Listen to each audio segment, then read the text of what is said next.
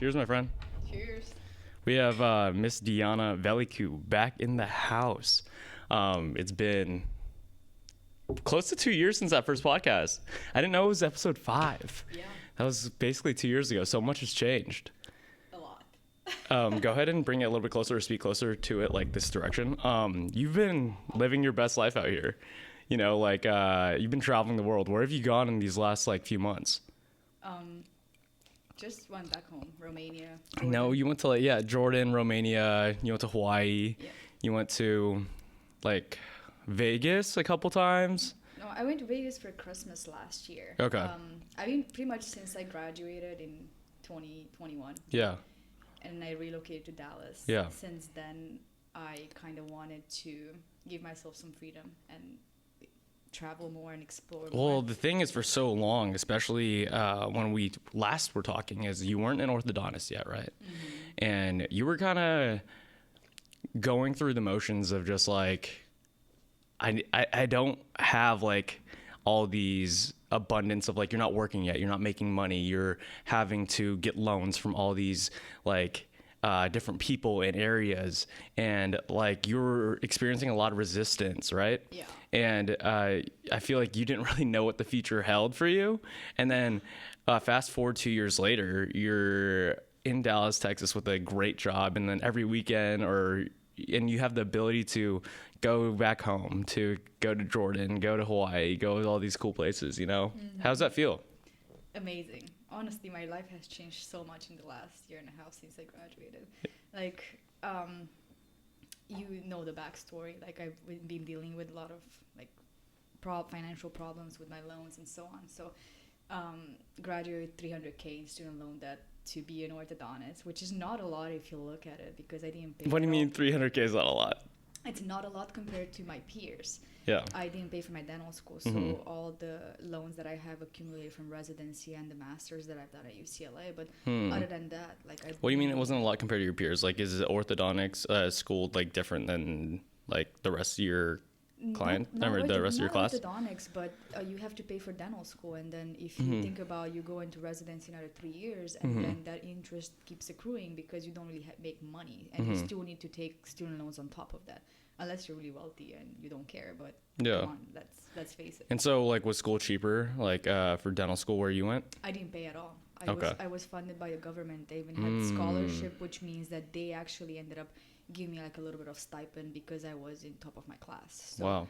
I came here with no debt, but in 3 years I accumulated $300K. So paid off though, right? Because you said you paid off a good chunk of it. Yeah, 130-ish within a year. Yeah. That's impressive. Yeah, that's impressive. I enjoy traveling, and I do want to have a good balance, work-life balance. Yeah. But I also need to pay off those loans because the interest is ridiculous. Pretty high, right? It's 13%. So that's the part where it kind of confuses me, or not confuses me, makes me a little bit frustrated, because school is such a business in that aspect that they can take advantage of these people in high professions, for a very long period of time. And some orthodontics or dentists or doctors or lawyers or whatever you name the profession, don't get to a high caliber level as you.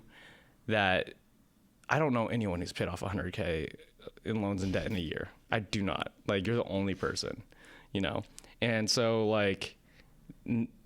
it kind of sucks for most people in the world who have to pay that off. I have a friend whose mom just paid off her undergrad student loans at 55. I mean, sometimes it makes sense, if that makes sense. If your student loans are not that high of an interest, the 7% rule, if your interest rates are below 7%, then you might as well just pay off as it goes, and then the rest of the money you just invest, and then you get more ROI rather than paying it off fast. But with me, 13% interest, it doesn't really make any sense for me to keep investing, because the ROI is not going to be as high. Yeah. If I end up accumulating. Oh, so is 13% not normal? No, it's not. This is a very high rate, and that's because I was an international student. Okay. But I would say 7 is an average. During pandemic, I was actually super lucky because the interest have dropped. So with the help of a co-signer. Then I got loan with 5%. So that I'm really just making the minimum monthly payments, and then I'm just focusing on the ones that are higher, which I'm almost paid off. And then I can pretty much make another game plan where I invest part of the money and then I pay off part of my student loan. So kind of like balance it out and to a way where I would make more money rather than like paying an interest. Yeah. Hindsight's it's always like 2020, right? Like you're kind of like explaining like, oh yeah, this is how I did it, and like this is how you should too, and it's super cool. But like, how was the process of like just being in the unknown for so long? Like you experienced like years of just like, what is gonna happen? Like I don't know if I'm gonna be able to go back to like I might have to go back home. Like I don't know how I'm gonna pay for school. And at the end of the day, like you figured out how to get like some loans to pay for this crazy school, but you had like the ability and the wit and just skills to like persist and go through it, you know, and you finally like got there. And like, can you explain like how, I don't know, like 2 years of just like not knowing like what's going to happen? Like, how did that feel like, and how does it feel to like be at the end of the tunnel now? Gosh, now looking back and thinking about those times, I seriously start crying. Yeah. Because I don't know how I did it. And I don't know how I had the grit and the persistence and always trying to be on the positive side. And I don't know if I would be able to do it again. Like, things have evolved so much that, and I changed so much as a person that right now, like, that person is so unknown to me just because it's been a lot. How did you change? Besides, of course, professionally and like being at another status. Yeah, you could legally put on braces on people now, legally. I mean, I could legally then too, but now I'm putting out my own license. Oh yeah, there you go. So if I mess up, it's on me. It's on you. It's like people will sue Dion and Velicu. Yeah, they're not gonna sue UCLA anymore. Yay! It's okay. Work has been great, and I have really, really nice patients, and they've been really grateful. So I'm honestly like in such a good place, and I'm feeling blessed. But you said, how do I feel? Like, I am very grateful. And it's Thanksgiving Day. And oh yeah, happy Thanksgiving, y'all. Yeah. I am feeling very grateful and very blessed because I had people like you that were there for me, even though like not help, not necessarily like financial help, but like moral support, like someone to get you through the day. And I had a lot of those people. I had like some of my classmates. I had really good friends that were trying their best. Like they connected me with random people that ended up helping me. So that's one big thing I will never forget, and it will stay with me forever. And honestly, I want to pay it forward at some point when I will have the possibility to help someone else that's struggling just like I did. And mental health is real, because honestly before I used to not cry. I mean, I used to be a professional athlete, so I would just suck it up and then DD was junior Olympic skiing. I don't know. Is that right? Yeah, junior Olympic skier. There we go. Like national champion. Yeah, now she could afford some nice new skis and boots, guys. She's winning. Yeah, so I grew up with the mentality that you have to suck it up and move forward. Yeah. If you want to evolve, and I guess that mentality helped me get through these hard moments. So yeah, it's crazy seeing you, because like I think I like witnessed you at like some of your lowest points, like what, 3 years ago, and like just seeing you at like an absolute high all the time. Like obviously you have those days like at work that are like down and whatever, but they're like hiccups compared to like what it used to be, you know. And like, for example, for me too, like we're leveling up to a point where like you're like, oh, like I can't believe I went through that, like those couple of years, you know. It's like you have this like vision and goal of yourself in the next like few years, like 1 year, 2 years, you're like, oh, like I'm gonna get a better spot, or like I'm gonna have a nicer car, or I'm gonna have a better job. And like if you just like put the gas pedal down like little by little, like you're eventually gonna get there. Like it's kind of unstoppable if you just put in the work and are consistent, you know. Yeah. What do you call it? Are you excited just for like, because you currently aren't allowed to work in California, correct? Yeah, that's correct. Okay, so you're in Texas. And what's the game plan there? Like, do you like Texas, first off? Like, 'cause you've never really been there before, right? I've never really lived in Texas either. No, the first time I got there was for my job interview, and I didn't really have time because it was in and out. So I was like, okay, this sounds that looks Do like people wear cowboy hats over there? Well, Do you see a lot of cowboy hats? Yes and no. I mean, the city's pretty liberal. Yeah. And you don't see a lot of You're them, in but Austin. Where are you at? I'm in Nashville. Dallas. No, Dallas. Nashville's Tennessee. Sorry, guys. I haven't been around the world that much. Or it's an old fashioned at 10 a.m. Yeah, Dallas. It's great, honestly. But if you go to Fort Worth, which is the outskirts, yeah, you see a lot of cowboys and longhorns and stuff like that. Yeah. Which is fun to see, you know. Like you think that you see things like that only in the movies, and you pretty much end up living in a movie. I know. But the city it's nice. It's liberal. During the summer, it's super hot though, right? Yes. Yeah, it's like what humid too. Hot, humid, 100, 110 degrees every day since April to like September. Yeah, October. like you never went outside. You just like went to work. Yeah. AC, came back. Really. You're eventually gonna come back to SoCal. Is that the goal? TBD. TBD. Oh, you don't know now. Yeah, I mean, I always wanted to come back, or that was the goal when I left California. But Texas has its own advantages right now. Yeah. Especially like now making income, right? Income-wise, like they don't have income tax, correct? They don't have state income tax. Yeah, So that's wild. I pretty much like keep 15% more than I would. Is it really 15% more? I mean, if you depend, I mean, not necessarily 15, 12-ish. Yes. Yeah. But I feel like you can make home anywhere. I mean, obviously there's different benefits to, and I guess deficits to like everywhere you live. So like if you live in California, you have a beach that you can drive to super quickly. Like regardless of where you live, it's an hour, 2 hours away, or 10 minutes, 20 minutes. But like in Texas, like there's low income tax, and like we train. So I train Deanna on like FaceTime, right?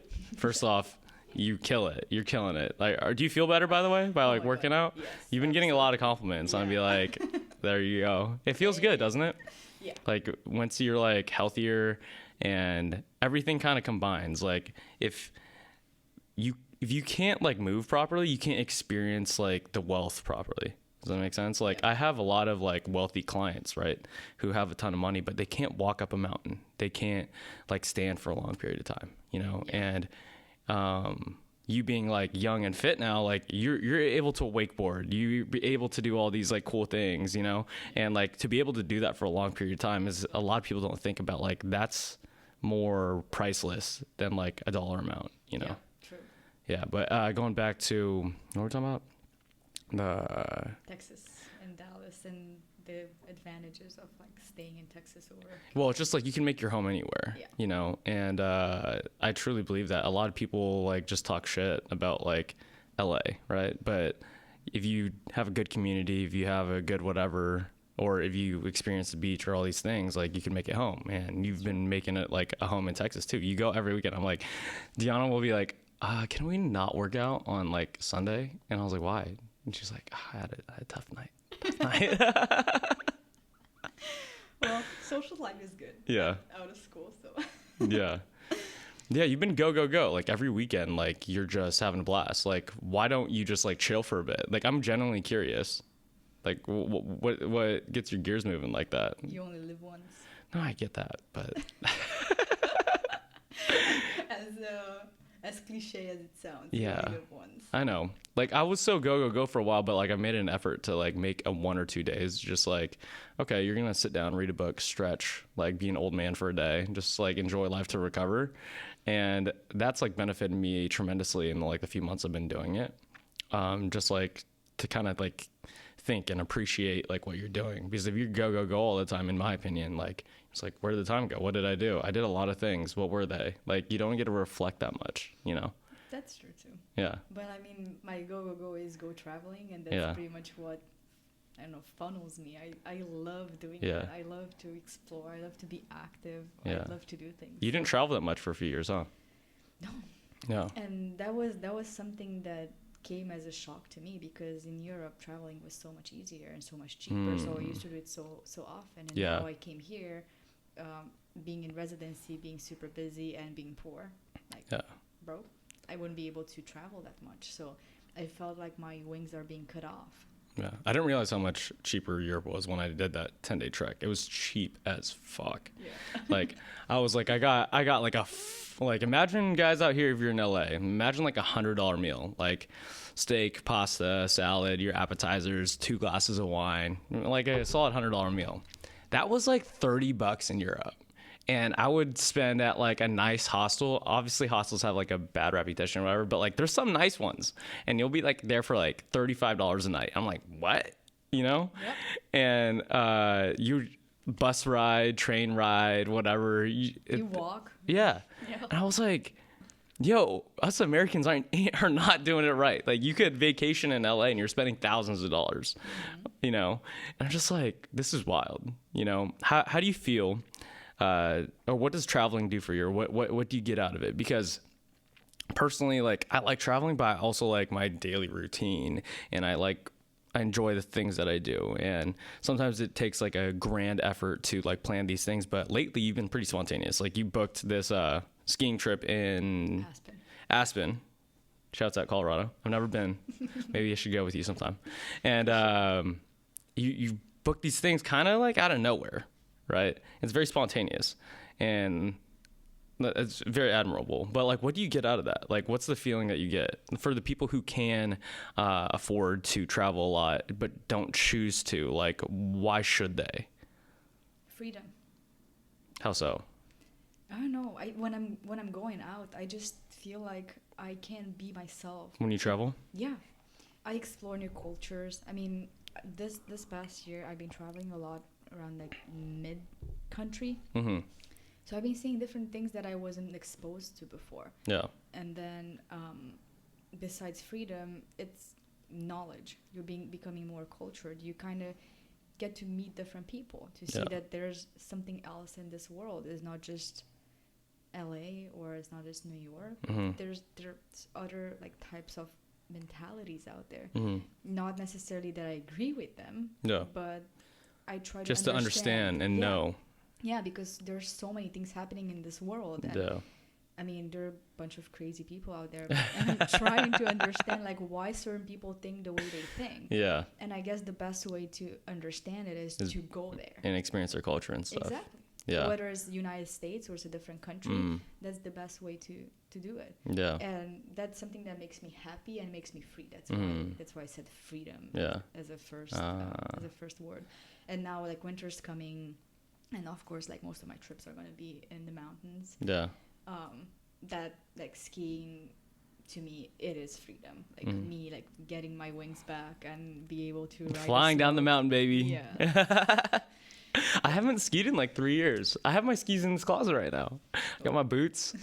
Yeah, I don't know. I don't know why I don't like feel like, you know how you talk about you feel like a magnetic pull to like you can just go skiing and stuff like that. Like, I don't have that. Like, I would definitely enjoy it if I decided to go, but I don't know. Like, I feel like there's so many things to get good at. There's so many activities in the world, like, I don't know, like surfing, golfing, skiing. I don't know. Like, I just started this Ninja Warrior training stuff, and like my hands are getting ripped up. And there's so many cool things to do in this world to get some cool skill at. I'm just like information overload. Like, what the fuck you want to do, you know? But there's also a beauty to like something that you've done, which I would say is like 2 things. It's like you're a world-class orthodontist and you were really good at skiing. And those 2 avenues like are very parallel in the sense that you spend a lot of time to get really, really good at it. And that might be better than being really good at 1,000 things, you know? But also there's a beauty to doing the 1,000 things because you're getting experience from all those skills too, you know? Yeah. I mean, I still try to like acquire different skills and like, learn more, but skiing to me, honestly, I don't think there's anything, and I mentioned this so many times, I don't think there's anything in this world that made me so happy and that adrenaline rush that I get from skiing, nothing in this world was able to give that to me. Not even orthodontics. I love my job. I love my patients. Even though on hard days and days I'm struggling, I'm still blessed that I don't call it a job. It's something that I'm passionate about. But skiing is a different level. I grew up doing that. Like, I think if you ask like all these professional athletes that are retired, they, even though they had their hard moments and they had moments where they hated it and they didn't want to hear about it, looking back, they're all like so grateful, and they wish they would have at least one day to be able to go back. I saw your Instagram post. In the gym, or like going back training, or on a slope, getting that adrenaline rush for being in the start block of a race. Like, nothing. It's very thrilling. Yeah, I think you don't get that anywhere else, that competition too. Yeah, I saw your post about it, the gymnastics post. Because like when you're training day by day, in and out, like your body's taxed, you're tired, like, and you just don't want to do it. But looking 20 years down the road or right now, you're like, fuck, like, I want to be at that starting block. I want to be like going around those flags, you know, strapping in your boots and everything like that. Yeah, it's wild because life goes by so quickly. It kind of feels like yesterday for me when I was competing in golf, but it's been like almost a decade. Yeah, same for me. You know? I retired in 2011. Yeah. So it's been more. It's more than a decade. Gee, that's crazy. Yeah. What makes you such a good orthodontist? Because there's a lot of orthodontists in the world, and I feel like making straight teeth properly is a lot more difficult than it sounds. Because that's basically what you do. You make people's teeth straight and you make them have a better smile, right? Yeah. That's at the end of the day, that's the goal, right? That's true. And a good bite, and a healthy bite. Healthy bite. Okay, what do you mean a healthy bite? Like, there's certain position the teeth they should be in order to wear off properly, to like function properly. It's not just like, oh, they're straight. Or you can be straight and have your jaws in different zip codes. That doesn't mean like... Yeah, and then you're getting like a bad erosion of teeth because of the bite, right? Yeah, that is correct. So, cool. And then you can get like TMD, which is... what is it called? TMD, temporomandibular TMD? disorder. Yeah, okay. Temporomandibular disorders, like problems with your jaw joints. Or that can lead to headaches. And it's like a lot of things that can happen from that. And that, or you have breathing disorders. Just because the jaws are not properly developed, then you can't breathe properly, and then you get sleep apnea. Sure. And now there's a lot of research on how sleep apnea is affecting the overall health. Yeah, it's and bad. A lot of people are starting to get jaw surgeries and like all those sorts of expanders and stuff that are helping patients to breathe better. And to go back, you're asking me, why am I such a good orthodontist? I don't consider myself a good orthodontist. Why not? I'm an average orthodontist. Okay. Because there's so much to learn every single day. And if you get to the point where you're like, oh, I'm a really good orthodontist, then I feel like the ability of learning more with that mindset kind of goes down. So I want to think of myself as an average orthodontist so I can learn every single day and be like a sponge. How do you learn more right now? Because like you're kind of, you're not mentored by anybody. No, I'm not. But I still talk to a lot of my peers. I still have mentors from school or from out of school that I've met through my journey that I can always reach out and I can always ask for second opinion. And then I watch a lot of webinars. I go to a lot of conferences. Yeah. And read articles, try to be up to date. And is that just because you want to learn more? That's it? Yeah. I mean, learning more means like being more skilled and providing better treatment options and or better multiple service. treatment options. Yes. And then that translates into happy patients. And not just, patients, most of the time they wouldn't know. They're happy with straight teeth, but they don't know like more than that. Sure. Because that's their chief complaint usually, like, oh, my teeth are crooked. I want straight teeth. But then when you sit down with them and you explain, okay, I can do this, and that, and you can benefit, they're like, wow, I didn't know you can do that. Yeah. So that helps you educate a patient and give them more treatment options, and they can be able to choose for themselves what do they want, and at the extent of like how much they want to be in treatment. Because sometimes like a treatment can be very short and you just hit like 3 check marks, or you can hit all the check marks, Yeah. and then but you're in a 2-year treatment. What's the biological, I guess, or psychological thing of, like, why do people want straight teeth? Like, it kind of, I mean, like, it kind of makes sense to the point of just, like, it's symmetrical and it looks good.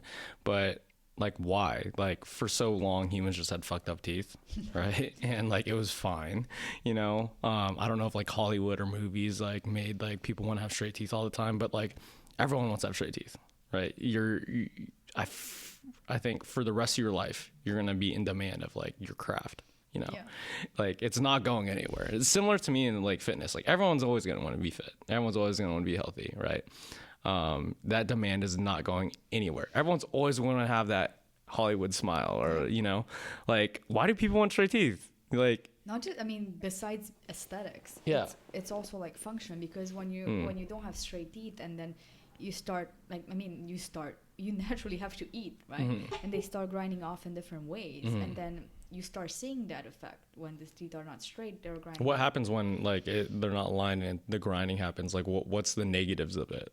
So most of those patients that have been grinding their teeth, or like naturally not having straight teeth, and then in adult life they end up getting their teeth straight, most of them will actually need restorative work, because the teeth not being in a good position, and you're eating. Like in their 50s, 60s, 70s? I still get patients that want to get their teeth straight, but once you align them, they're like, oh my god, I didn't know that my teeth are actually like worn off so Working bad properly. in different Yeah. ways.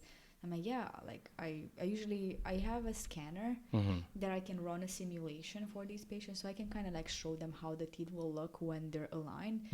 And that is actually a great tool, because they can visualize that I'm not crazy, like telling them, hey, you're going to need restorative work. You are not going to be happy with just the alignment, because the teeth are worn off. So you're not going to like it. So that helps me educate them more, and then have them understand what's going to happen after, because even though that's their complaint that the teeth are not straight, then the next complaint will be, my edges are like rounding off and stuff like that. Yeah, they're like different angles. Yeah, sometimes it's just enough to polish off those angles where it looks reasonable, but sometimes it looks really bad, so you need to get either veneers or... What are veneers? Veneers, it's pretty much like a facade on the tooth, where like instead of like getting a crown to cover the entire tooth, you just... A crown's basically like a fake tooth on top of like the basically general structure. They grind everything away except for like the nerve and like some of the original tooth. Exactly. And then like a fake tooth on top for people who don't know. And the veneer is just like the outer portion. Sometimes you don't even need to prep the tooth. If the tooth is in such position, like, and it's grinded off. So it's kind of just like a cap. Exactly. Just like a smaller cap not even a cap, because cap is like 360. Okay. This is just like... Or it could be like a side or like a top. Okay. Exactly. So just like a little piece of it. So it's a little piece of a crown. That's the best way to describe a veneer. And it's pretty much minimum invasive. Like, you don't have to grind off the whole tooth. I know so many dental terms now, guys. I mean, I lived with dentists. I lived and hung out with dentists for so many years. I'm just like, people think I'm a dental student sometimes. My buddy's in dental school. I think he's your age. And I hit him up on Instagram, and he was posting some stuff. And I was like, have you started like cleaning teeth yet? He's like, dental, year one. I was like, did you get all the calculus off the back teeth? Like, just joking. He's like, how do you know that term? I was like, have you started studying endo yet? Just knowing all like these terms. And he was like, how do you know these terms? But okay, you kind of underplaying yourself. I mean, obviously you're a pretty good orthodontist for like the position you have, and like for your country too. Like, what is 30 under 30? So Deanna is like, you got like a 30 under 30, right? What is that? Because like, it sounds cool. I don't know what it is. I really don't. Like, what does that mean? So it's in a word given by Forbes. Okay. So they select 30 people under 30, age of 30.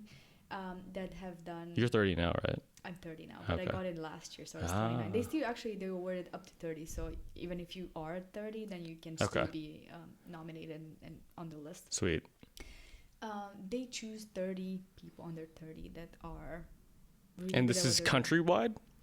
So they do it countrywide, they do it in Europe, and they do it in North America. So Okay. each Which one did you continent get? in Romania. Yeah, okay. So each country has its own, and then they sometimes make it over continent. Mm. And me here, it's North America, so it's Yeah. United States and Canada. How does one find you though? Like, they're not going through every single human in Romania. No, it's mostly based on nomination. So they usually have this. Okay. They market it really heavily. Like, please nominate people that you think that would fit the criteria. So most of the times they're looking at people that have started businesses and they're doing really well, startups and generating like a really high number. But they also look at performance. I obviously when I was nominated, I was just getting started, Sure. and I wasn't like such a high income. I mean, it was high income every month, but I didn't get a chance to pile up. Yeah, build up. You just got out of school. Yeah, but they also nominate athletes, so it's really like a melting pot. It's a pretty big spectrum. Exactly. Yeah. But what they want is usually business people. But it goes off nomination. I got nominated. I think like 3 of my friends were on the list previously. Oh, wow. They're like, yeah. It's a good circle. Oh, yeah. I have kind of amazing friends. Yeah. Just like you. Yeah. Aw, thank you. But like that's super cool. But that shows that you're kind of above average orthodontist. Just letting you know.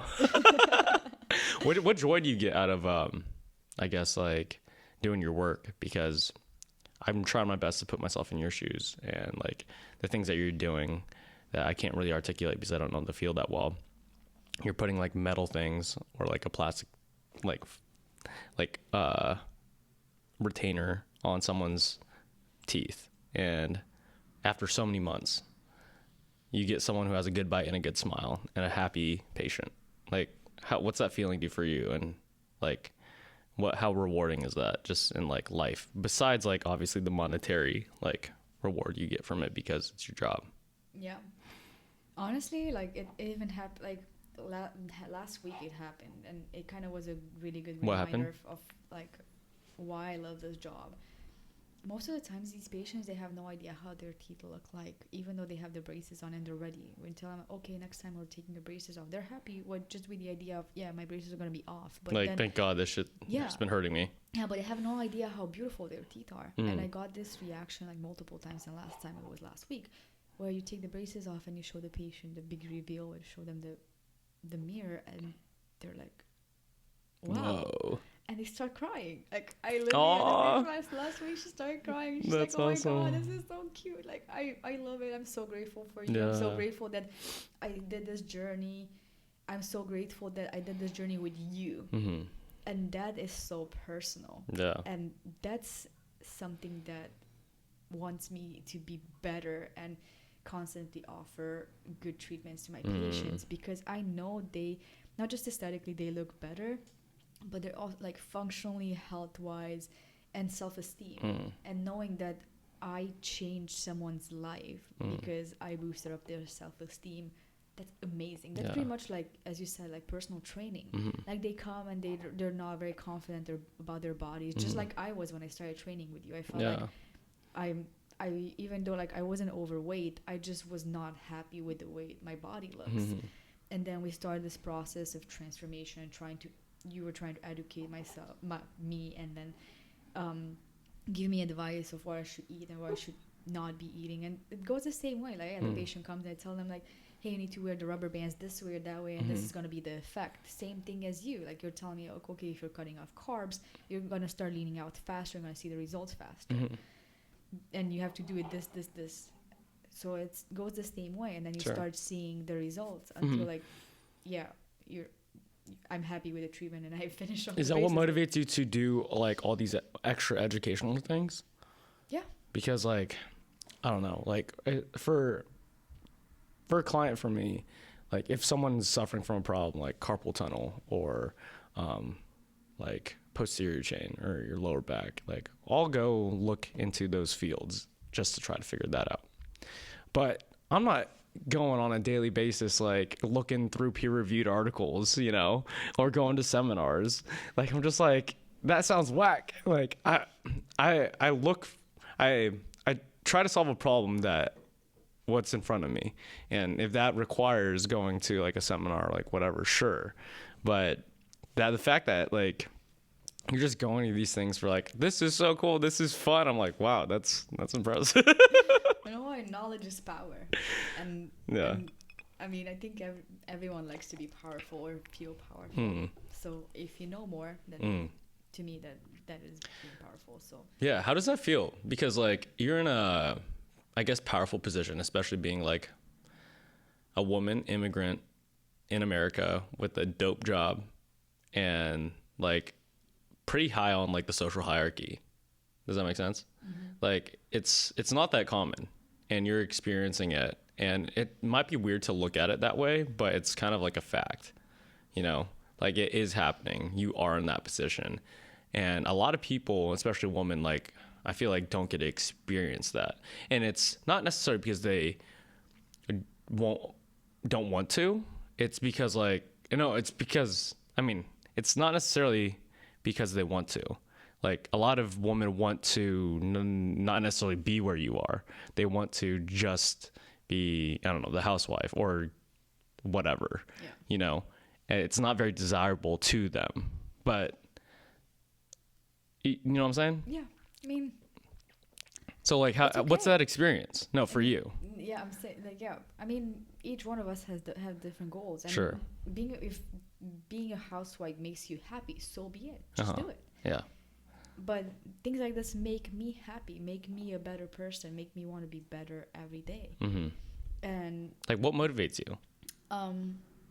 Like, why do you want to achieve all that? Like, why do you want to be like so high on the social hierarchy? at the end of the day, if I would be 80 years old right now and I would be on my deathbed and I would have not done anything with my life, I would regret it so much. So I want to, at the end of my life, I want to say like, I had a fucking good life. Yeah. And I've done so many things. Wow. Whether it was traveling or I changed someone's life, that's something that motivates me. So yeah, I don't want to be at the end of my days to be like, yeah, I didn't do too much, or I just had kids and I helped them help them go to college, which to be honest, like I want to, and that's totally fine. But to some like women or people out there, like that is a job in itself. Like that is their whole goal in life. Yeah. Like that is their end all be all. That is doing everything, you know. I know I'm capable of doing more. Yeah. That's why I feel like I have a talent, if you may call it a talent, to do more and to multitask and to, I don't know, I don't think of myself, oh my God, I'm so smart. But I have the capabilities of learning things really quickly, more than the average person. Sure. So I'm taking advantage of that. Yeah. Why not? And then if I'm taking advantage of that, then other people can profit more of it. So then why not do it if I can do it, if that makes me happy? Sure. Because that's what I want to do with my life, like make a change, be someone, know that someone lived a better life because I existed, as cliche as it sounds. But that motivates me.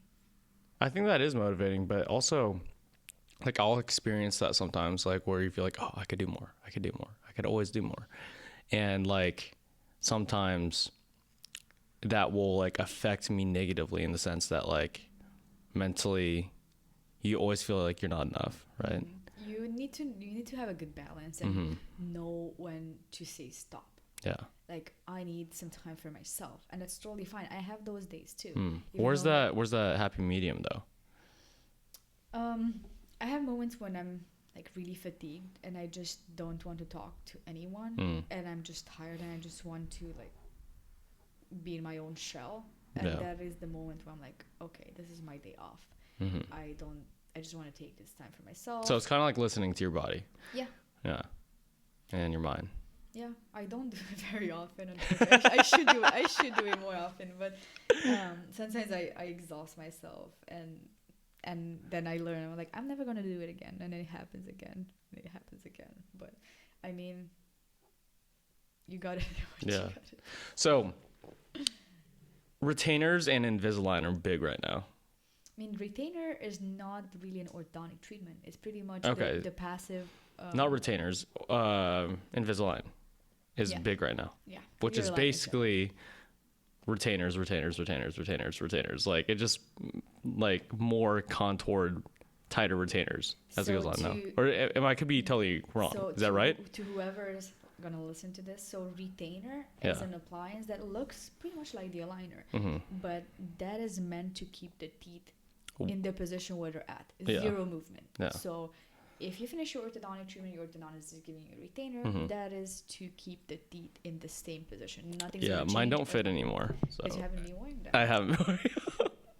Also, like, doesn't your like face like grow and stuff? Like, I got a retainer when I was like, I think like a junior in high school. At that point, you don't grow that much, but ideally, you should keep wearing your retainers during nighttime. Okay. And I tell I get this question a lot, like, "Hey doc, how am I gonna wear my retainers?" And I do tell them, okay, when you finish orthodontic treatment, you're to kind of make an analogy so they would understand.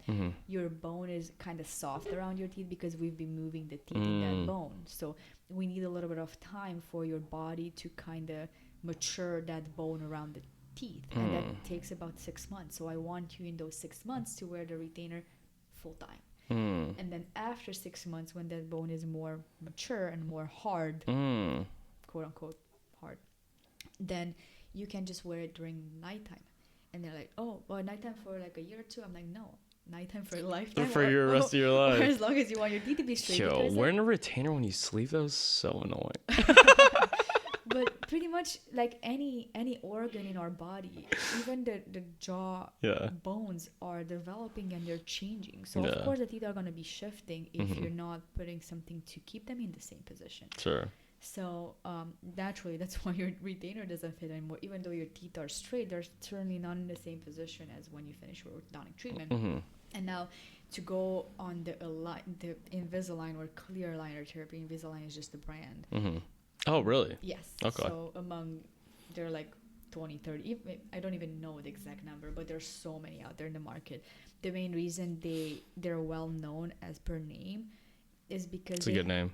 They had a patent for 10 years. So for 10 years, no one could produce anything like that, clear aligners. Because I think they had like 300 patents or something. Really? That's solid. No one could copy anything like that. And then their patents expire. So of course, after 10 years, a lot of companies started doing the same thing. So yeah, a lot of patients know about Invisalign, but there are so many other clear aligners out there that are really doing this. Is braces, so we talked 2 years ago, and obviously I feel like the field has developed, like the clear aligner, the Invisalign has like become better over the last 2 years. Do you agree? Yeah. And what do you still say braces are better? It depends. It's case by case. So it's case by case now. Yeah. 2 years ago, you said braces were better 100% of the time.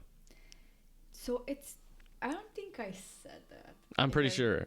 We would have to go look back and check. But from what I remember is you said that most of the time braces are like the Ferrari of fucking getting your teeth straight. They're more predictable. And Sure. that happens today too.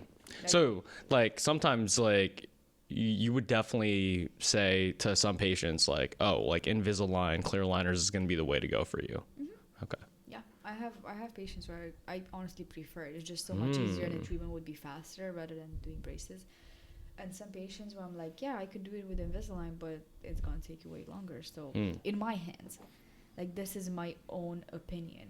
There are other orthodontists that are excellent in clear aligners and they have skills that I don't have. And that's why as you were asking me, like, why do I want to go to all these courses and watch all these webinars to be at the same level? Because thankfully, I know where I'm lacking. Sure. So, yes, I know how to do a big chunk of clear aligner treatment, but there are cases that don't go the way you would want, and then you have to be able to fix it in case you F up. You don't want to put yourself in that position, especially being out of school. Like, you're on your own license. Sure. And you also don't want to overpromise things to your patients and not be able to deliver that. I don't want to put myself in. How do you feel about like the old school, I guess, orthodontics and dentists out there? Because there's a lot of older dentists and orthodontists, right, who are just I don't want to say stuck in their ways, but stuck in their ways of just like, this is the only way that I know how, and they won't say it that way. This is the only way it should be, but it's the only way they know how, you know? And there's no other way besides their way, you know? I mean, if that worked for them for decades, then so be it. And just continue to do it that way. Yeah. I mean, that's totally fine. Like, the beauty of orthodontics is that you can do so many different types of treatment and achieve the same result in various ways. Even if you're asking me and 3 of my peers that we graduated from the same class being 1 year out of school, even though we were trained the same way, you guys would have different. Exactly. Yeah. Different. Maybe we would have the opinions same on it. treatment plan, Yeah. but we would have different ways to execute that treatment plan.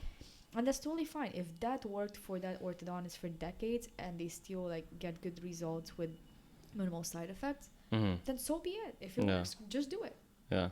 I don't see anything wrong in that. I feel that. If you're doing it and you're doing it wrong, then I would have a problem with it. But if you were doing it right and even if it's more old school, but that works and it gives good results, do it. Love it. What are you most excited for in your life right now? Be able to give back, to be honest. Already? You were definitely blessed during your college experience at UCLA as a orthodontist student that a lot of people did help you. Like I witnessed that like firsthand, and it was kind of like cool because I don't know, for me too, like I kind of don't want help from anybody, you know, but like there's people who like see that you actually do need help and then they will help you, and to see that happen to you was like super cool, you know. Continue, sorry. I was blessed. No, it was amazing. But I also think like good things happen to good people. And okay. I do think I'm a good person. There we go. You are a good person. Yeah, I think you are. I'm trying to be a better person every day. Yeah. But now, like, as I said, I'm practicing gratefulness like every single day, and I'm trying to give back. And give back in what way? I was about to like develop more on this. So, my parents gave up so many things when whether I was skiing, whether I was in dental school, whether I was in residency, I was their purpose. And with that, they were living through me. They didn't really live so much for themselves because I always needed help. I always needed financial support. And so many times I was feeling very guilty and they still did it. They're like, no, this is our duty as parents, which not a lot of parents would do, to be honest. Sure. It's our duty as parents to support you and make sure you're having a good career, you're having a good life, you're not struggling. So we want to be there for you. And that was in their detriment. Like they weren't vacationing for so long. They weren't able to travel. They didn't really get a chance to experience things that I got a chance to experience just because I was their investment. And now I want to be their ROI in the sense where, and my dad actually jokes about it so long. Like even now, like I told him, hey, we're gonna ask me for Christmas, and this is your Christmas gift. And my dad's like, you know what? I'm actually waiting for an actual Christmas gift under the tree. And I was like, I'm not gonna say how much I spent on this trip, but it's Aspen. Yeah. And he's like, well, you know what? I invested for so long. Then I'm really waiting on my ROI. So you figured. Of course, he was joking, but he has such a sarcastic way of putting things out that he cracks me up all the time. That's hilarious. But you're like, bro, come on now, like appreciate it. Literally, like but you also like got to put in the fact that they probably don't know how much it costs. Like a trip's a trip. Like, and again, like you said in Europe, like traveling's a lot cheaper over there, you know? Well, it's definitely not as cheap when you multiply it by 3, you know, because I want to take them places and I am taking them places and I'm bringing them here, and for absolutely no reason I want them to spend like $1 or anything. That's like, awesome. I want them to have a good life and travel on my expense because they sacrifice so much because they deserve it. That's awesome. That's beautiful. Isn't it crazy that you could do that now, and like literally 2 years ago you couldn't? Things have changed. Like less than 1,000 days ago. I'm serious. That's crazy. Isn't that crazy? It's insane. So is it just your parents, or like how other ways you trying to give back? I'm I feel like that's the biggest way. Like obviously, like they were there to support you the entire way, but I'm just wondering anyone else. I'm trying to like. I don't have like a lot of friends, but I try to be there for them. Mm-hmm. The ones that you do have. Yes. I feel like it's good not to have a lot of friends. I feel like it's good to be quality over quantity. Yeah, but I also feel like it's important or a good thing to be someone who people want to be friends with. If that makes sense. Yeah. If you have the good qualities, good characteristics of a good friend, and being able to choose who you want to spend your time with, because there's a lot of people out there who have not a lot of people who are gifted with that ability or talent. Like it is a skill. It's a skill to be likable, you know? Yeah. And I feel like the people around you are the ones who elevate your growth, you know? And it's way more important than people think. It's true. Like just because you've been friends with someone for so many years doesn't mean you should be friends with them. No, absolutely. Yeah. Absolutely, and I totally support that. But you're asking me like how other ways I'm doing it. Like, Yeah. I'm still trying to mentor like people that are trying to do the to go through the same path as me. Shout out, Kev. Whether it's that. yo me. Inside joke, guys. Yeah. But not necessarily that, but like orthodontics or like even dental students from Romania, like they reach out. I remember you talking about that last time, about like trying to help other Romanians do the same thing that you did. Yeah. Is that still a goal? It is. And yeah. Honestly, like I get so many requests, whether it's just not, they don't need to be Romanians. Like, yeah. International people trying to do the same thing. Yeah. Like I was very blessed to be able to meet certain people that introduced me to, I don't know, honestly, like having good connections definitely helps. So just knowing random people that help me out, even with the slightest information, that like everything kind of pieced together, and that helped me get into school and like be who I am today, and I'm very grateful for that. So if I have a piece of information, I'm totally fine to share it. I'm totally fine if someone can get to the same level or even get better. Yeah. And for me to be able to put a brick to be part of it and be of their part wall. Of it, yeah. I'm that makes me happy, and I think it's probably the more selfless thing to do. Yeah. Why? Totally I'm so confused I always believe that the only competition I have is myself. Sure. So if someone can do better, great. You're bettering like more of the world. Yeah. Yeah. I'm so confused that why do so many people want to come study and work in the United States versus like I rarely hear like people born here like, oh, like I'm gonna go to Romania and study orthodontics, you know, like that's my goal. Like it's never the opposite. Like why? Like what's the romance of like working in the United States? Like I don't know, because I obviously I was born here. I'm on that side of the things. Like what's the romance to it? You know, like you get a lot of. I think movies are influencing people a lot. Like it kind of like paints this picture of like how America is, which it really isn't like that once you move here. Like it's not the perfect country. It's definitely not there. And like people work so much. Yeah. And you don't get breaks, and you don't get paid vacation, or like I didn't realize that. Like when I went to Europe, like everyone's chill. Like they're just very relaxed. And over here it's not honestly, like that. Like I didn't have that knowledge when I just had that American dream, kind of like blind American dream, to be honest. Like, oh, I'm gonna come and I'm gonna be an orthodontist. I'm gonna do this. I'm gonna do that. And what year would you think, or what age was that? Like when you developed that like type of dream?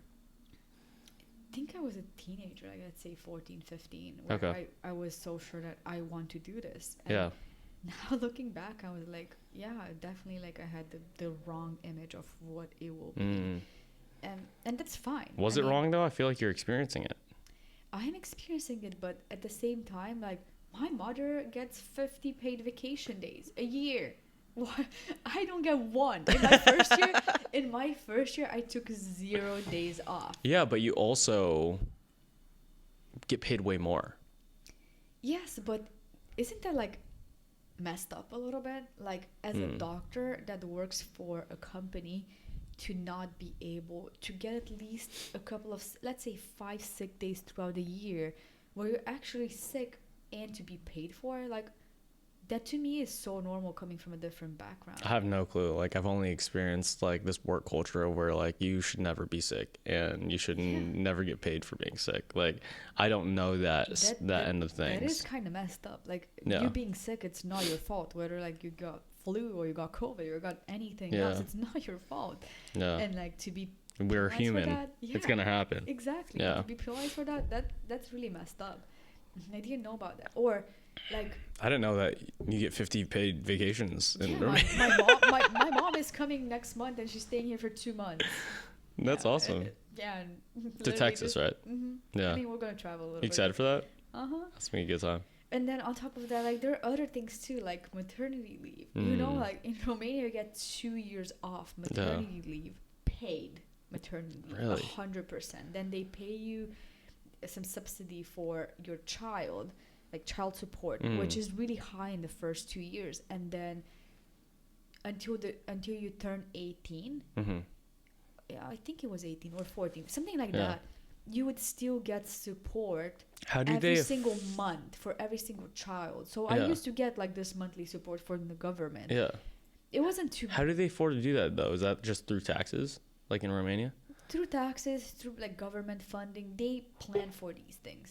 We also don't pay for health insurance. Like, you pay a ridiculous amount of money for health insurance here. Some people don't have health insurance. I never paid anything. Everything was government funded.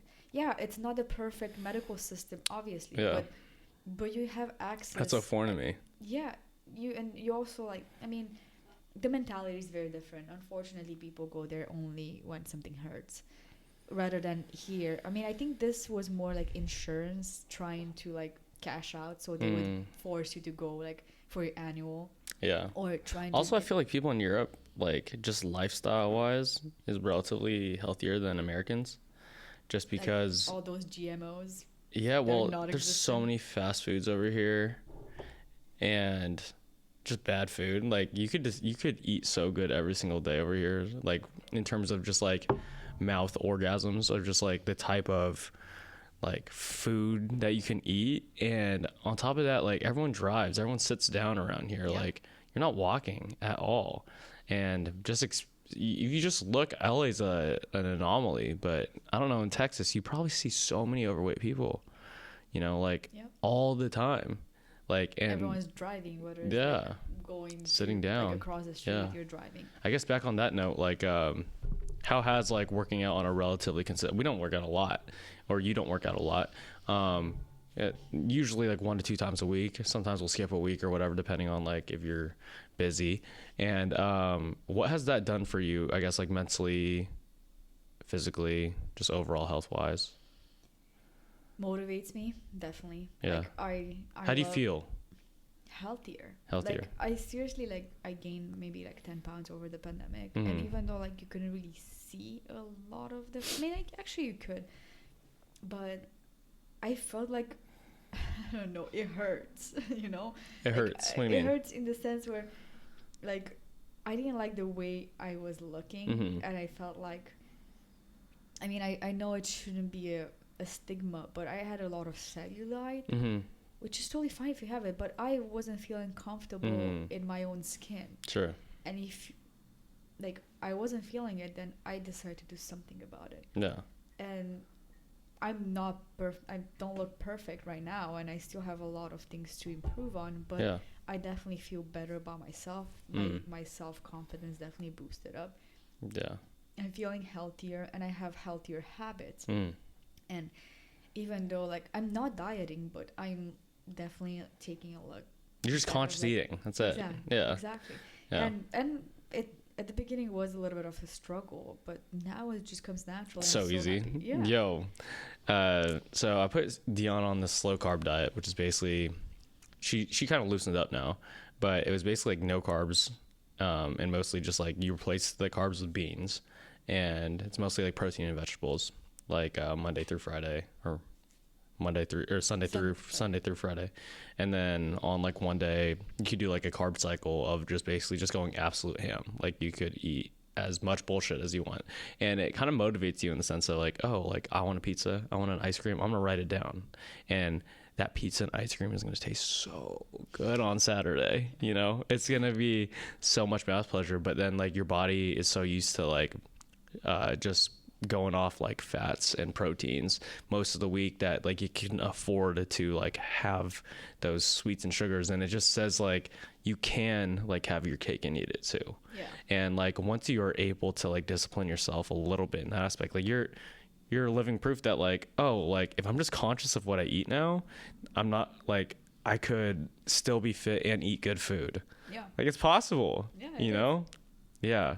I don't know. Fitness is a weird thing just because like, for example, this guy who I had on the podcast yesterday, he's so not into numbers, not into like tracking anything, which is like an ideal lifestyle because most people, like just evolution of time, there wasn't caveman tracking their calories, right? They were hunting, right?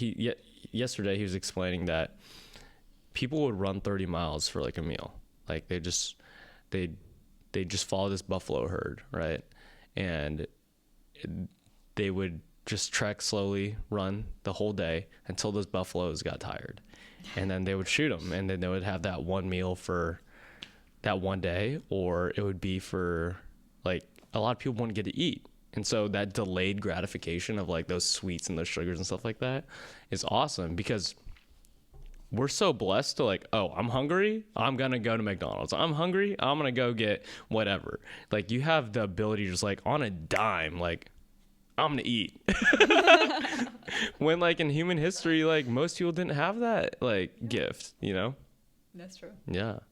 Where are you gonna, what's next? Like obviously Texas is gonna be a while, right? That's the game plan for a little bit. Another year. I still have to decide. Like I'm a free bird. I consider myself a free bird. Sure. I mean, all my family's back home, so Yeah. I'm pretty much by myself. I do have a lot of friends. Do you want to like set up like home base in like the United States though? Definitely. Like, would you want your parents to move over here? I wish, but they won't. They made it very clear. They're very comfortable where they're at, and that's fine if that makes them happy. They said they're gonna come a couple of months, like every year. Oh, that's fine. A couple months is a lot.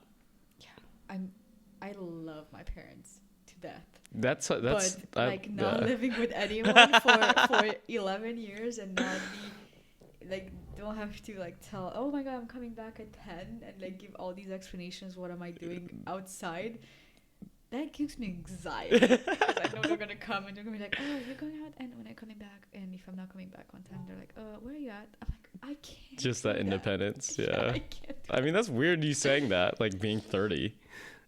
I mean, parents are parents. You're gonna be their baby till forever. So yeah. So that's just a weird concept because like you're a grown ass adult. I mean, I don't know if I experienced that. I'm trying to think, but maybe a little bit. Yeah, I don't know.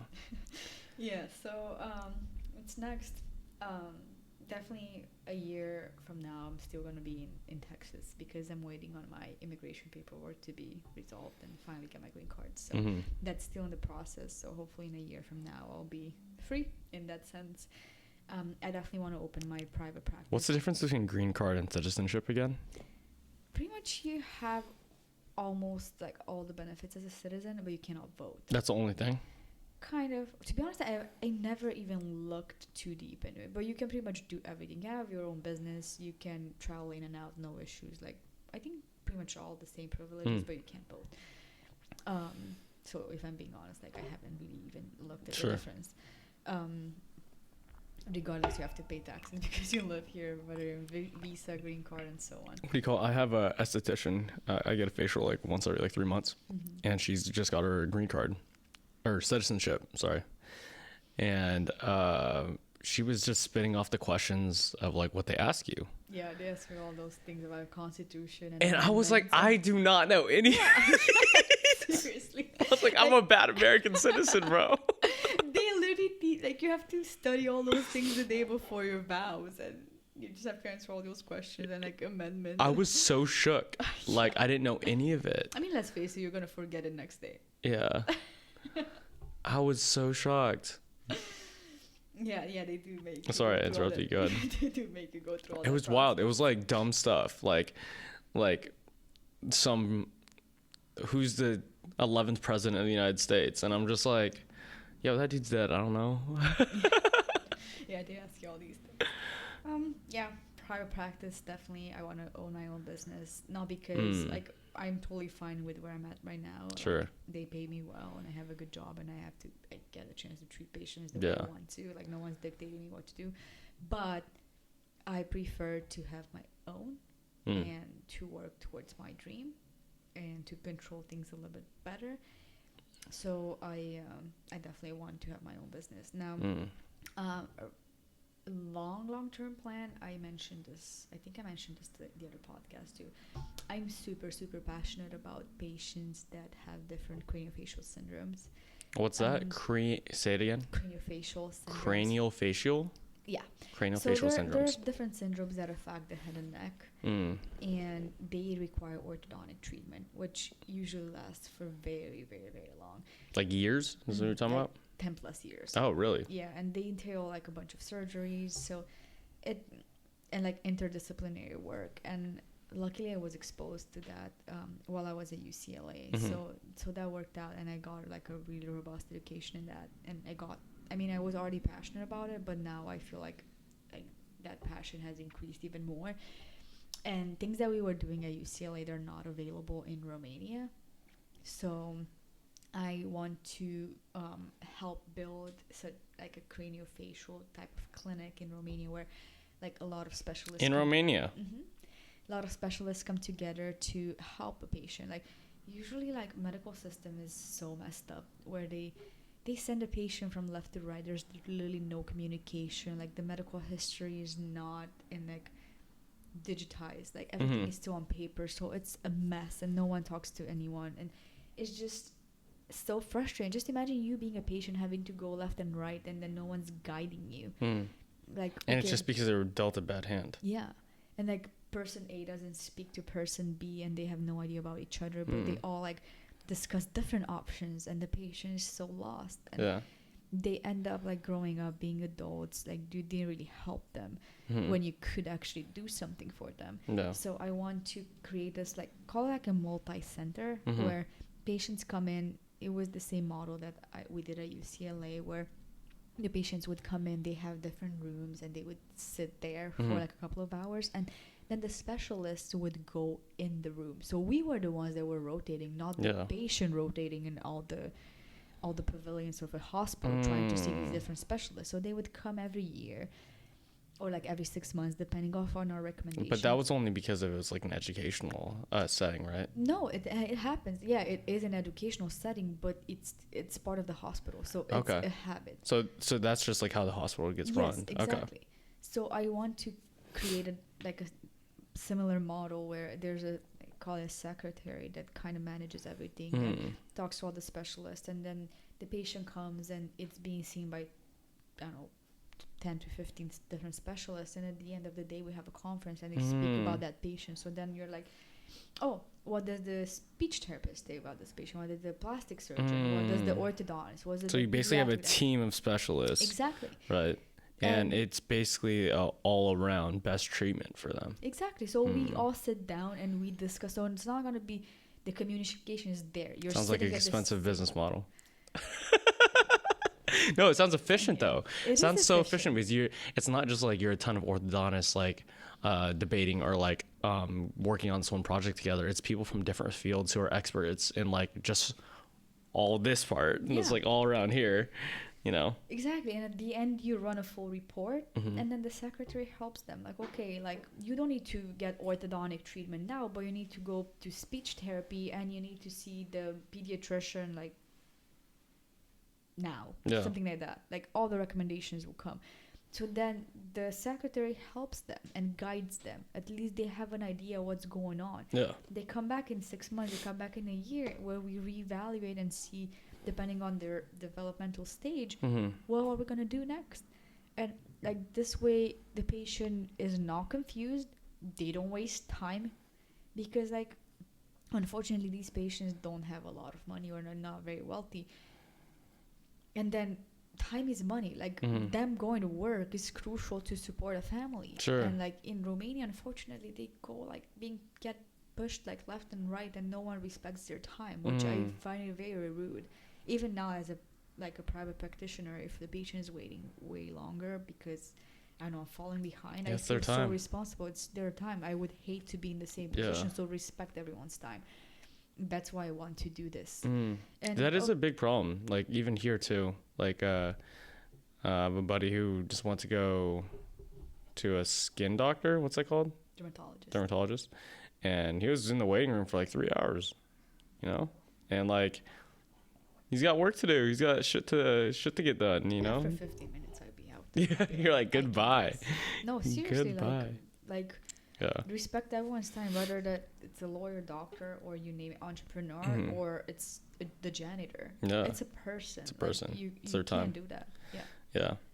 So you're kind of experiencing like this very like high on life now, and we had before like it wasn't so high, you know, and there's a lot of, I would say there's like kids out there or people going through mid stages of like schooling, right? Who want to be an orthodontist, who want to like achieve the things that you've achieved now that like hindsight, you're just like, oh, it's in the back. Like, but it was hard. It was hard.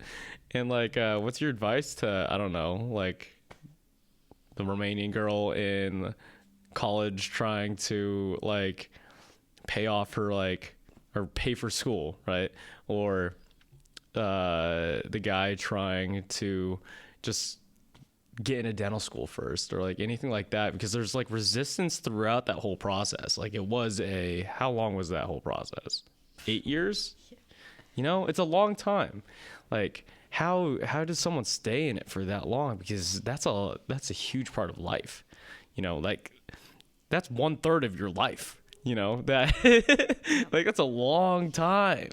And for someone to just be in that, like, this sucks for a long period of time to get to the pot of gold at the end of the rainbow, you know, like it's tough. I think my greatest advice is be sure you want to do this for yourself and not for anyone else. Yeah, exactly. Not because it looks good on paper, not because it makes mom and dad happy, not because you make $500K a year or more if you own your private practice. Like, don't ever do that. This is not going to make you happy. You're going to be very miserable, and to get there is very hard. And in order to even be accepted in school, you need to put a lot of effort. And just even that effort, like so many times you end up doing things that you don't like just because it will take you to the next level. If that doesn't make you happy, just don't do it. Like, honestly, no money can bring you that satisfaction.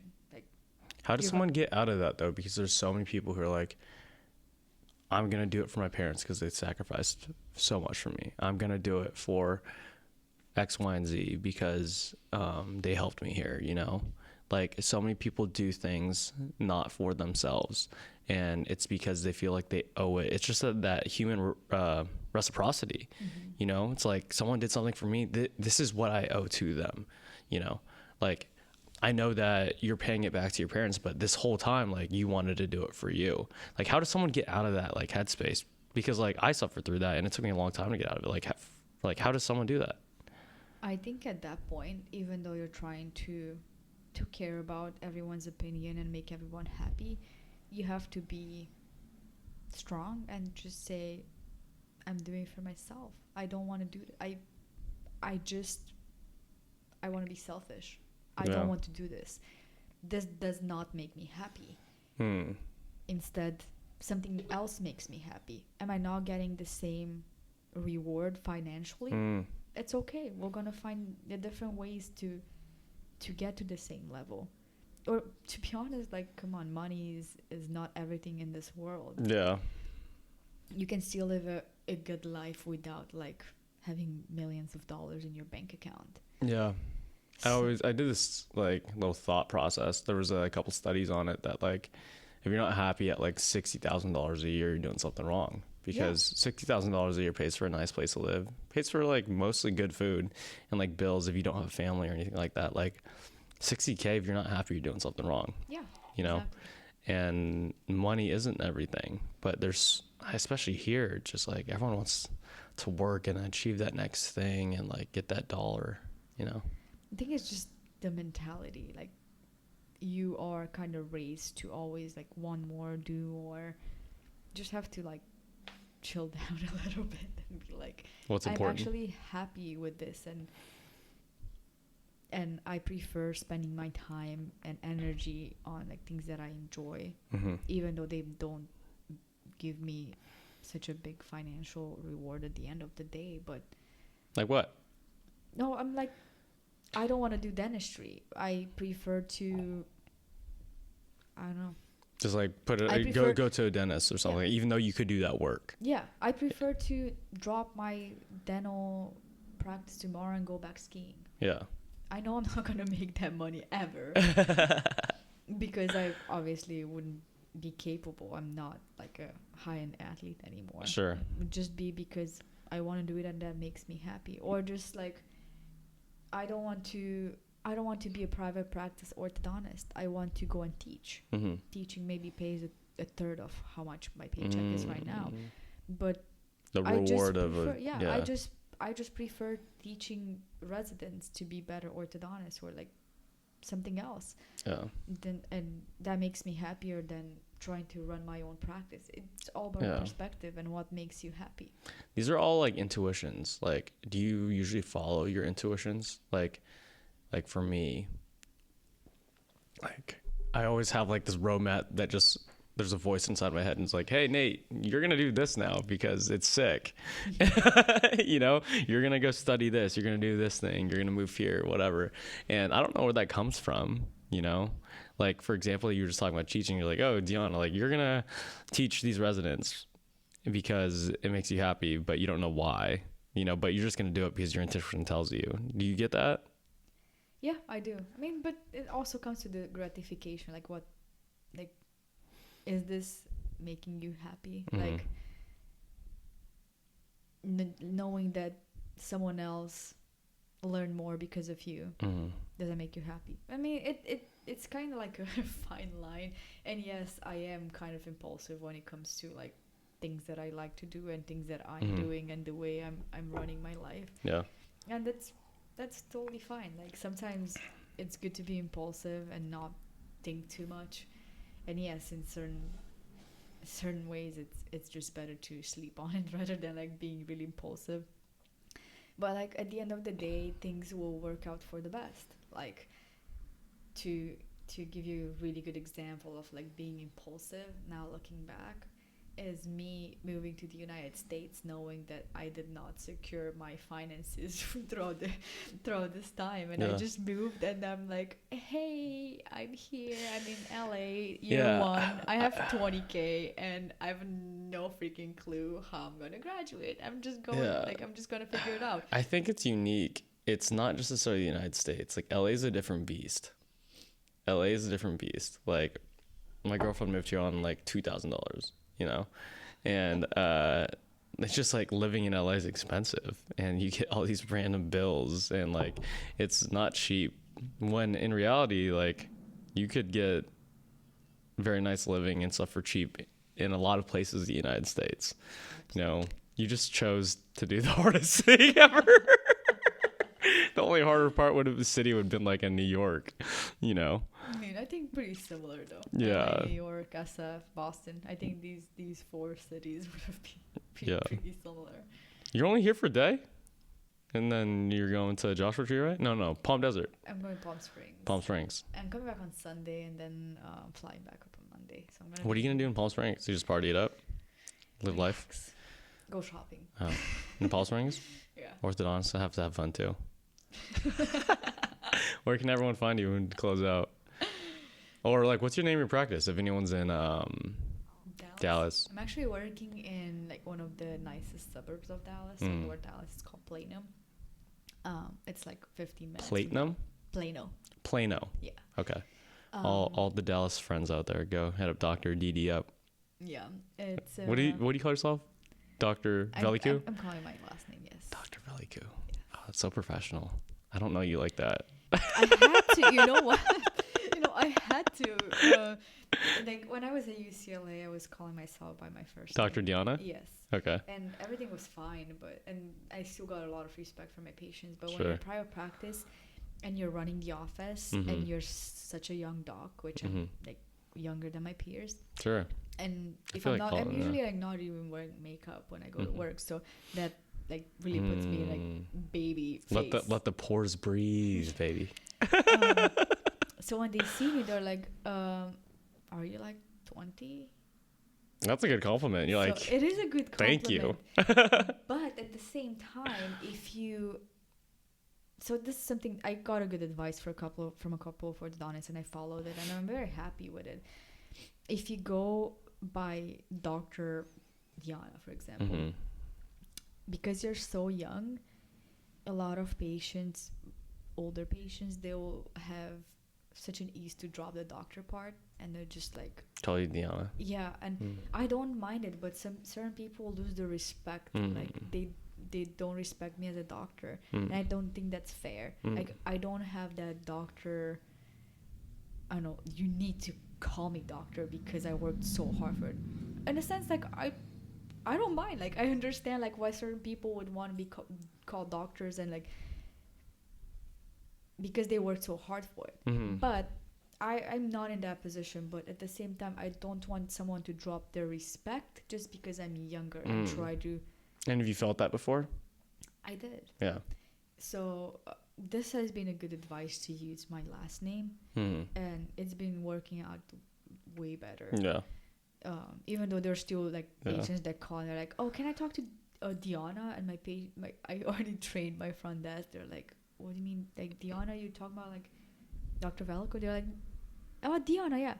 Like, no, it's Dr. Velicu. And you trained them. Yeah, because they some of them are rude, you know. Yeah. Like, and if they're rude, they already start off. They like gotta that, they're show rude some to respect. everyone. Yeah. Yeah. So like that's just. I was talking to Brandon the other day, a mutual friend of ours who's a dentist in the military, and he grew a fat mustache out. Like just over here, she's like, I look too young, dude. Like he grew this like fat mustache, so they didn't think he was like 10 years old, working on their teeth. One of his patients was like, I'm leaving. Like, you're too young. You're not a doctor. Oh my god, yeah, it did happen to me too, and it sucks, you know. Like you're being so pissed off. You worked so hard to be in this position, and then just the fact that you look younger doesn't mean like you're less smart, less talented, less like I know so many young doctors that are doing amazing and they're so great compared to the part of my language of old dinosaurs. You know? So yeah, unfortunately a lot of people can't see past that. Yeah. And, you gotta force them to see it if they cannot. So. Yeah. So back to you. People in which city in Dallas? Plano could find you over there. And Instagram? Diana Velicu, VEL. Oh, you don't have doctor on your Instagram? No. Oh, she's like, I don't need to be professional over there. Yeah. Anything else you want to tell the world? No, just work hard, but also don't forget to enjoy life. Yeah. Thanks for coming. Like, it's so weird because like I rarely see you in person, and I feel like we like are pretty close just because we train and talk about like all the things going on in each other's lives, and it's like kind of cool. It's just so crazy how the internet and media like allows people to still be like close, because like I feel like we haven't been that far apart, you know. Like you still know a lot, and just because you're FaceTime or a call away or a text, you know. And but physically so far away, right? I mean, like twice a week we pretty much grew I mean, we were already close, but now, like even closer. being I would say like we're me and you are closer than some of like the friends that introduced us together. Oops. Alright, y'all. Dr. Diana Velicu. Go check her out. And if you need your teeth fixed in Dallas, or you guys want to go check her out, she's a dope ass orthodontist. you. Bye. Bye. Yay.